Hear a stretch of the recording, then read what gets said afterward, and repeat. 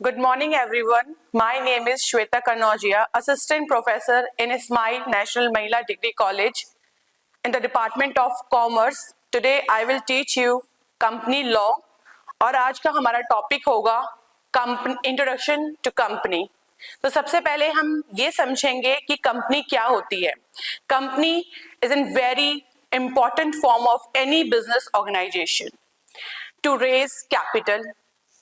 ठीक है, तो सबसे पहले हम जाने कंपनी शब्द का मतलब क्या होता है। लोगों का समूह, व्यक्तियों का समूह जो किसी व्यवसाय में लाभ को कमाने के लिए एकत्र हुए हैं। लेकिन कानून की दृष्टि में कंपनी क्या है? Any form of business which is registered under the Companies Act 2013 or any previous act enforced called a company. Without registration or incorporation, there is no existence of company. ठीक है, तो according to law, definition of company is a company is an artificial person created by law, have a separate legal entity and perpetual succession with a common seal. Right तो company क्या है? Company क्या है? एक artificial person है, मतलब कृत्रिम व्यक्ति है। इस डेफिनेशन को बहुत अच्छे से समझने के लिए सबसे पहले जरूरी है कि हम कैरेक्टरिस्टिक्स ऑफ अ कंपनी को समझें। जब हम स्टेप बाय स्टेप कंपनी की विशेषताओं को पढ़ेंगे तो डेफिनेशन में आए हुए हर एक वर्ड जैसे कि perpetual succession, separate legal entity, artificial person, common seal, etc को अंडरस्टूड कर सकेंगे। तो सबसे पहले हम पढ़ेंगे कंपनी की विशेषताओं में पहला पॉइंट हमारा आता है इनकॉर्पोरेशन एसोसिएशन। इनकॉर्पोरेशन का मतलब होता है सममेलन। कंपनी, एक संस्था को कंपनी बनने के लिए अनिवार्य है रजिस्ट्रेशन और इनकॉर्पोरेशन। विदाउट रजिस्ट्रेशन कोई भी बिजनेस एंटिटी कह सकते हैं कंपनी नहीं बन सकती। जब एक बिजनेस रजिस्टर्ड होता है अंडर द कंपनीज एक्ट तो वो कंपनी कहलाती है। ठीक है, यही इनकॉर्पोरेशन है। और जो कंपनी का जो रजिस्ट्रेशन होता है वो रजिस्ट्रार, आप किसी भी जगह रजिस्ट्रार ऑफिस में रजिस्ट्रार उसका रजिस्ट्रेशन करता है। तो incorporation is must, right. Second है आपका artificial legal person. Artificial legal person का मतलब क्या होगा? आप देखिए, ये एक लीगल पर्सन है मगर ये आर्टिफिशियल है।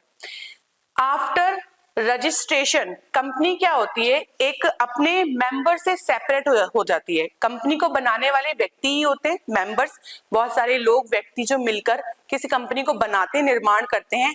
मगर उसके जब वो उसका रजिस्ट्रेशन हो जाता है तो अपने सदस्यों से पृथक हो जाती है, अलग हो जाती है और कानून की नजरों में वो एक पर्सन बन जाती है, एक आर्टिफिशियल लीगल पर्सन हो जाती है। तो कह सकते हैं कि कंपनी और सदस्य वो दोनों अलग हैं। आप ये नहीं कह सकते कि अगर एक वो कंपनी है तो वो उसकी कंपनी है तो उसका सेम है, नहीं, वो एक सेपरेट लीगल आर्टिफिशियल पर्सन है आफ्टर रजिस्ट्रेशन। कंपनी अपने नाम से प्रॉपर्टी को खरीद सकती है, प्रॉपर्टी को बेच सकती है। कंपनी अपने नाम से किसी दूसरे व्यक्ति पर, दूसरी कंपनी पर मुकदमा कर सकती है और कोई दूसरा व्यक्ति दूसरी कंपनी, पर्टिकुलर कंपनी पर मुकदमा कर सकता है और क्या, और संपत्तियों का क्रय विक्रय कर सकता है। वो कंपनी अपने नाम से कर सकती है। ठीक है, अब एक चीज और है इसमें कि कंपनी का कोई फिजिकल एग्जिस्टेंस नहीं है, इसकी कोई अपनी फिजिकल बॉडी नहीं है, ये एक आर्टिफिशियल पर्सन है। इसकी ना ही कोई चेतना है ना ही इसकी कोई आत्मा है, इसलिए इसको आर्टिफिशियल पर्सन कहा गया है। फिर भी इसको कुछ फंडामेंटल राइट्स दिए गए हैं, जैसे कि ये व्यवसाय कर सकती है, ठीक है, और ये संपत्ति को अपने नाम से खरीद व बेच सकती है। Second and most important point is separate legal entity, पृथक अस्तित्व। कंपनी की बहुत ही महत्वपूर्ण विशेषता है ये पृथक अस्तित्व का। जब कोई बिजनेस एंटिटी रजिस्टर्ड होती है अंडर द कंपनीज एक्ट तो वो अपने सदस्यों से, अपने मेंबर से अलग हो जाती है। कंपनी अलग है और सदस्य उसके अलग है। यही होता है सेपरेट लीगल एंटिटी का कंसेप्ट। इसको मैं एक बहुत ही अच्छा एग्जांपल देके समझाऊंगी। आप लोगों ने बैलेंस शीट बनाई होगी। बैलेंस शीट में दो भाग होते हैं, एक होता है लायबिलिटी साइड, एक दूसरा होता है एसेट साइड। दायित्व और संपत्ति। जब भी कंपनी बैलेंस शीट बनती है, कंपनी की बैलेंस शीट बनती है, तो सबसे पहले आता है आपका शेयर कैपिटल। शेयर कैपिटल को हम मेंशन करते हैं कंपनी की लायबिलिटीज में। और शेयर कैपिटल लगाता कौन है? वो कैपिटल किसकी होती है? जो मेंबर्स होते हैं, मेंबर्स अपना अंशदान करते हैं, कंट्रीब्यूशन करते हैं, फिर वो इकट्ठी हम उसको बैलेंस शीट में शो करते हैं। तो अगर कंपनी की ही पूंजी है तो कंपनी उसको अपनी लायबिलिटी में क्यों शो कर रही है? अगर सबने मान लीजिए फॉर एग्जांपल 10 मेंबर हैं और सबने 10-10 लाख रुपए डाले हैं, तो टोटल जो अमाउंट है वो हम लायबिलिटी में क्यों शो कर रहे हैं जब हमारे ही पैसे हैं? नहीं, क्योंकि कंपनी पृथक हो गई है रजिस्ट्रेशन के बाद अपने मेंबर से। अब कंपनी, आप कह सकते हैं कंपनी अपने मेंबर से पैसा बोरो करके बिजनेस कर रही है और उनको बिजनेस करके प्रॉफिट अर्न करके उनको वो पैसा रिटर्न करेगी प्रॉफिट के रूप में। इसलिए क्योंकि जो कंपनी की बैलेंस शीट है वो उनके मेंबर्स के लिए नहीं बन रही है, वो कंपनी के लिए बन रही है। तो कंपनी एक तरह से क्या कर रही है? उनसे पैसे बोरो कर रही है। इसलिए कंपनी की जो बैलेंस शीट है उसमें लायबिलिटी साइड में हम शेयर कैपिटल शो करते हैं। यही सेपरेट लीगल एंटिटी का कंसेप्ट है। जो सेपरेट लीगल एंटिटी का जो ये सिद्धांत का जो प्रतिपादन हुआ है, मेनली सोलोमन वर्सेस सोलोमन के केस में हुआ था। एक इसलिए यहीं पर एक मैं बात बताना चाहती हूँ, एक कॉर्पोरेट वेल जो सबसे इंपॉर्टेंट है, मतलब समामेलन का पर्दा जो होता है, पर्दे का मतलब क्या होता है? कर्टन, आड़ हो जाना। जैसे कि कॉर्पोरेट वेल का मतलब हो गया कि मेंबर्स और कंपनी के बीच में एक पर्दा है, एक आड़ है जो उन दोनों को सेपरेट करती है। लेकिन इस केस के बाद कोर्ट ने ये माना कि व्यक्ति, अब आपको पता है कि कंपनी का आर्टिफिशियल पर्सन है, उसका कोई फिजिकल एक्सिस्टेंस नहीं है, उसकी कोई कॉन्शियसनेस नहीं है, वो कोई सोल नहीं है, वो सिर्फ एक आर्टिफिशियल पर्सन है। ठीक है, वो खुद से कोई कार्य नहीं कर सकती। उसको चलाने के लिए डायरेक्टर्स अपॉइंट किए जाते हैं, जिसको आप बोर्ड ऑफ डायरेक्टर्स बोलते हैं, जो कि क्या होते हैं? कंपनी के रिप्रेजेंटेटिव्स होते हैं। बोर्ड ऑफ डायरेक्टर्स कंपनी के रिप्रेजेंटेटिव होते हैं, कंपनी के लिए पॉलिसीज बनाते हैं, कैसे कंपनी का मैनेजमेंट बनाते करते हैं कि किस प्रकार से कंपनी चलेगी, और सारे रूल्स और रेगुलेशंस को बनाते हैं। ठीक है, जिसके लिए उनको रेम्युनरेशन दिया जाता है। अब जब कोर्ट ने ये पाया कि कोई व्यक्ति अगर कंपनी की आड़ में कुछ गबन कर रहा है, कोई जालसाजी कर रहा है, कोई एनिमी कैरेक्टर है, तो उसको उसी को हटाने के लिए कंपनी कोर्ट ने एक नया प्रिंसिपल को इंट्रोड्यूस किया, जिसको बोलते हैं हम lifting up a corporate veil, समामेलन का पर्दा उठाना, जिसमें दोषी करार व्यक्ति को पकड़ा जा सकता है। क्योंकि देखा जाए तो कंपनी है तो सेपरेट, आफ्टर रजिस्ट्रेशन कंपनी एक अलग है और सब मेंबर अलग है, लेकिन बिहाइंड द सीन हम ये भी जानते हैं कि कंपनी है तो सेपरेट लेकिन वास्तव में वो एक ही है, क्योंकि चलाने वाले तो उसे वही व्यक्ति है। ठीक है, यही था हमारा सेपरेट लीगल एंटिटी का कंसेप्ट। नेक्स्ट है आपका परपेचुअल सक्सेशन, जिसका मतलब होता है शाश्वत उत्तराधिकार। सबसे शाश्वत का मतलब क्या होता है? अनंत। कहने का मतलब यह है कि कंपनी की जो लाइफ है, कंपनी कितने साल तक चलेगी, 10 साल, 20 साल, 100 साल, 50 साल, ये उसके मेंबर्स पे डिपेंड नहीं करती। अगर सारे मेंबर शादीशुदा हैं तो इसका मतलब ये तो नहीं कि कंपनी भी शादीशुदा हो जाएगी। ठीक है, कंपनी के जो मेंबर्स हैं, जिन्होंने कंपनी को बनाया है, जो कंपनी के प्रमोटर्स हैं या ऑनर्स हैं, जिन्होंने उसको क्रिएट किया है, वो सभी चाहे कंपनी को छोड़ के चले जाएं, सभी का मतलब ऑल, या कोई एक या सारे या किसी भी, सबकी एक की या सबकी डेथ क्यों ना हो जाए, लेकिन कंपनी का जो लाइफ है, कंपनी की जो लाइफ है वो क्या है? परपेचुअल है, अनंत है। कंपनी की मृत्यु नहीं हो सकती, क्योंकि कंपनी का जो जन्म है वो लॉ के द्वारा हुआ है और उसकी डेथ भी लॉ के द्वारा ही की जा सकती है। कंपनी की लाइफ उसके मेंबर्स, उसके ऑनर्स, किसी के ऊपर डिपेंड नहीं करती। कंपनी का जीवन काल क्या है? अनंत है, शाश्वत है। जिस कंपनी क्रिएटेड बाय लॉ और डेथ भी बाय लॉ, यही परपेचुअल सक्सेशन का प्रिंसिपल है। नेक्स्ट है आपकी common seal. As you know that company is an artificial person, can not sign, खुद से तो साइन नहीं कर सकती, तो उसके लिए क्या है? कंपनी के लिए एक सार मुद्रा है। सार मुद्रा होती है स्टैम्प, जो कंपनी के जिसको हम कह सकते हैं कि कंपनी के हस्ताक्षर है। अब लॉ के अनुसार जरूरी नहीं है अब कि सबको कॉमन सील रखनी है, लेकिन है वो अनिवार्य है। अकॉर्डिंग कंपनी अधिनियम 2015, संशोधित अधिनियम 2015 में ऐसा बोला गया है कि अगर कोई भी डॉक्यूमेंट के ऊपर 2 डायरेक्टर साइन कर दें या एक डायरेक्टर और एक सेक्रेटरी, अगर सेक्रेटरी अपॉइंट है तो वो कॉमन सील का ही काम करेंगे। ठीक है, तो ये कंपनी की कॉमन सील हो गई। नेक्स्ट है आपका लिमिटेड लायबिलिटी, सीमित दायित्व। सीमित दायित्व क्या होते हैं? कंपनी की बहुत ही महत्वपूर्ण विशेषता है, जो कंपनी के जो दायित्व होता है वो सीमित होता है। मान लीजिए कि कोई पर्सन है ए, उन्होंने कंपनी में जो है 500 अंशों को खरीदा है या बी ने 400 अंशों को खरीदा है, तो उनका जो दायित्व है उनके द्वारा लिए गए अंश तक ही सीमित है, उससे ज्यादा उन्हें कंपनी को पे नहीं करना। ठीक है, जितना आपने कंपनी को दिया है बस वही आपका दायित्व, उतना ही आपका दायित्व, इससे ज्यादा नहीं। अब लिमिटेड लायबिलिटी में भी 3 भागों में से बांटा गया है, limited by share, limited by guarantee और unlimited liability. Limited by share का मतलब यही है, फॉर एग्जांपल जैसे कि मैंने रिलायंस कंपनी के 10,000 रुपए के शेयर को खरीदा है, तो मेरा दायित्व सिर्फ 10, अगर कंपनी को इन फ्यूचर में लॉस होता है तो मेरा दायित्व सिर्फ इतना ही है कि मैं जितने का मैंने अंश उसमें लिया है बस इतना। लेकिन अगर वो लिमिटेड बाय गारंटी, तो गारंटी होती है जब कंपनी रजिस्टर्ड होती है तो मेमोरेंडम में जो मेंबर्स होते हैं वो एक गारंटी की राशि को मेंशन करते हैं कि जब कंपनी का समापन होगा तो हम ये पूंजी कंपनी को देंगे, ये समापन की पूंजी होती है जो लिमिटेड बाय गारंटी होती है। और वहीं पे जो लिमिटेड बाय शेयर होते हैं उसमें आप कंपनी को कभी भी पे कर सकते हैं या कंपनी कभी भी आपको उस वाली पूंजी को का कॉल अप कर सकती है। और अनलिमिटेड लायबिलिटी में भी यही होता है, जो कंपनी की जो पूंजी होती है समापन पर दी जाती है। तो तीनों कंसेप्ट है इन लिमिटेड लायबिलिटी। 7 पॉइंट आपका आ गया है ट्रांसफरेबिलिटी ऑफ शेयर, अंशों का हस्तांतरण। अब अंशों का हस्तांतरण एक public company, there is a 2 type of company mainly, और भी है वैसे तो, लेकिन एक होती है पब्लिक कंपनी और एक होती है प्राइवेट कंपनी। पब्लिक कंपनी अपने अंशों का हस्तांतरण किसी भी दूसरी कंपनी और व्यक्ति को आसानी से कर सकती है। वहीं पर एक प्राइवेट कंपनी के लिए ये रेस्ट्रिक्शंस होती है कि प्राइवेट कंपनी अपने अंशों का हस्तांतरण किसी व्यक्ति को किसी कंपनी को नहीं कर सकती। यहाँ पर भी एक पॉइंट नोट करने वाला है, इन केस, यहाँ पे एक अजम्पशन है यहाँ पर, इन केस अगर प्राइवेट कंपनी ने अपने आर्टिकल ऑफ एसोसिएशन, अपने अंतर नियमों में ये प्रावधान दिया है, मेंशन किया हुआ है कि वो एलएलपी, लिमिटेड लायबिलिटी पार्टनरशिप, तो लिमिटेड लायबिलिटी पार्टनरशिप को अगर आप छोड़ें, इसके बगैर बात करें तो जो पार्टनरशिप होती है उसमें लायबिलिटी अनलिमिटेड होती है। ऑनर ऑफ प्रॉपर्टी की बात करें तो कंपनी की जो प्रॉपर्टी है वो सेपरेट है फ्रॉम इट्स मेंबर्स, और वहीं पे पार्टनरशिप फर्म और पार्टनर्स की प्रॉपर्टी वो एक ही है।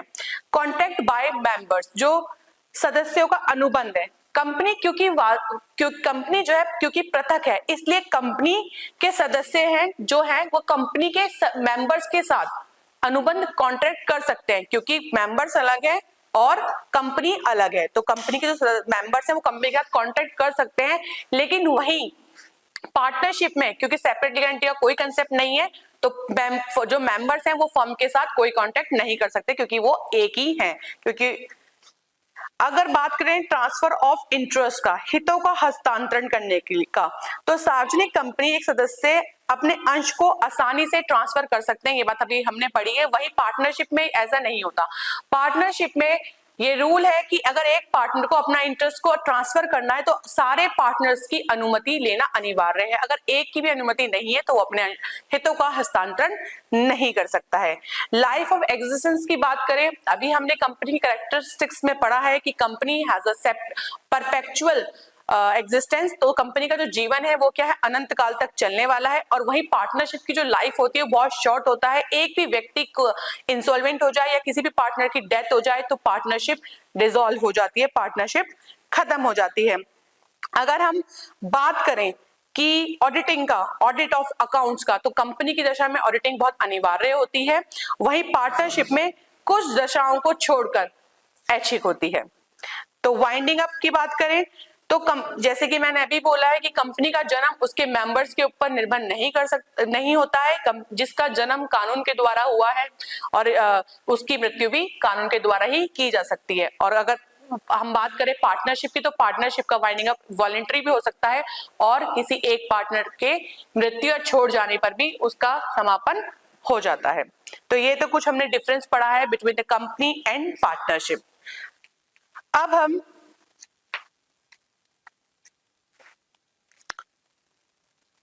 अब हम पढ़ेंगे आपका काइंड्स ऑफ कंपनी।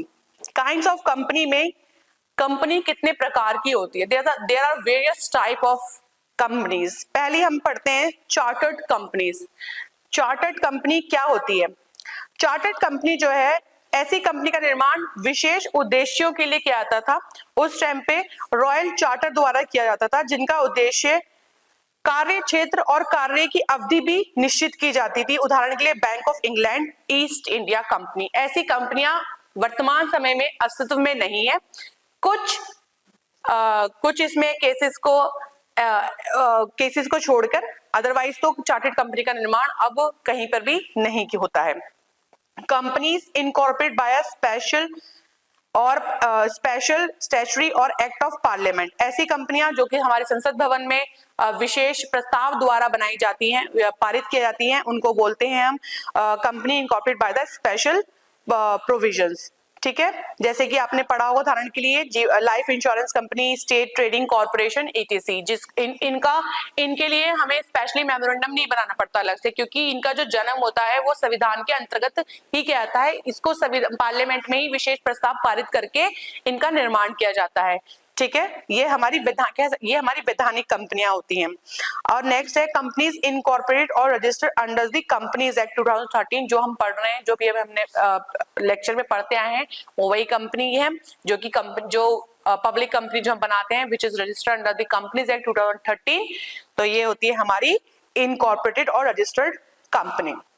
ठीक है, इसी के साथ साथ हमने पढ़ा कि लिमिटेड लायबिलिटी में ही पढ़ा था हमने कि company limited by share, limited by guarantee and unlimited liability, जिसमें हमने पढ़ा था कंपनी लिमिटेड बाय शेयर का मतलब था कि वो व्यक्ति जिसने जितने अंशदान उसने कंपनी में किया है उतने ही तक वो उसकी जो देता है, उसकी जो लायबिलिटी है वो सीमित है, इससे ज्यादा वो कंपनी को पे करने के लिए लाइबल नहीं होता। वहीं बात करें हम कंपनी लिमिटेड बाय गारंटी की, तो दोबारा वही बात मैं बताना चाहूंगी, वो अमाउंट जो आपने मेमोरेंडम के वक्त मेंशन की थी कि कंपनी के वाइंडिंग अप के समय हम कंपनी को देंगे, तो वो कंपनी लिमिटेड बाय गारंटी में होती है। और अनलिमिटेड लायबिलिटी में भी सेम कंसेप्ट है, कंपनी के वाइंडिंग अप में ये पूंजी को मांगा जा सकता है। वहीं लिमिटेड बाय शेयर में कंपनी कभी भी कैपिटल को पूंजी के लिए कॉल अप कर सकती है या आप खुद से भी दे सकते हैं। हम बात करें प्राइवेट कंपनी की, अब बहुत सारे बच्चे पब्लिक और प्राइवेट कंपनी को एक समझ लेते हैं, लेकिन ऐसा नहीं है। कंपनी की जो प्राइवेट कंपनी है, प्राइवेट कंपनी वो कंपनी है जो कि एक पब्लिक कंपनी नहीं है। बहुत ऐसा समझ लेते हैं कि एक प्राइवेट कंपनी है तो वो which is not registered under the companies act, ऐसा नहीं है। पब्लिक कंपनी भी रजिस्टर्ड होती है, क्योंकि कंपनी बनने के लिए ही रजिस्ट्रेशन जरूरी है अंडर द कंपनी, अदरवाइज वो कंपनी बन ही नहीं सकती है। वो अपने आर्टिकल से अलग होती है, जैसे उसमें थोड़े से रूल्स और regulation and terms and conditions अलग अलग होते हैं कुछ उसमें। ठीक है, फॉर एग्जांपल अभी मैंने आपको बताया कि कंपनी एक प्राइवेट कंपनी में मिनिमम 2 मेंबर्स हो सकते हैं और मैक्सिमम 200 होते हैं। ठीक है, और प्राइवेट कंपनी के लिए अपने आर्टिकल्स जो होते हैं रजिस्ट्रेशन के बाद अपने memorandum of article association of article देना बहुत ही जरूरी होता है, अपने अंतर नियम। ठीक है, पब्लिक कंपनी वही कंपनी जो जिसके बारे में हम बात कर रहे हैं अभी, जिसमें मिनिमम आपको रजिस्ट्रेशन के लिए 7 लोगों का होना अनिवार्य है और मैक्सिमम अनलिमिटेड कितने भी व्यक्ति उसमें हो सकते हैं। एक नया कंसेप्ट और है ओपीसी का, 1% कंपनी। 1% कंपनी में एक ही व्यक्ति होता है जो कंपनी को रेगुलेट करता है, चलाता है। ठीक है, तो ये हो गया आपका कंपनी के। इसमें एक चीज और है जो मैं बताना चाहूंगी और अच्छे प्राइवेट कंपनी को समझने के लिए, डिफरेंस बिटवीन अ पब्लिक और प्राइवेट कंपनी। तो डिफरेंस बिटवीन पब्लिक और प्राइवेट कंपनी अब हम अपनी नेक्स्ट क्लास में परस्यू करेंगे। अभी के लिए सिर्फ इतना ही। Thank you so much.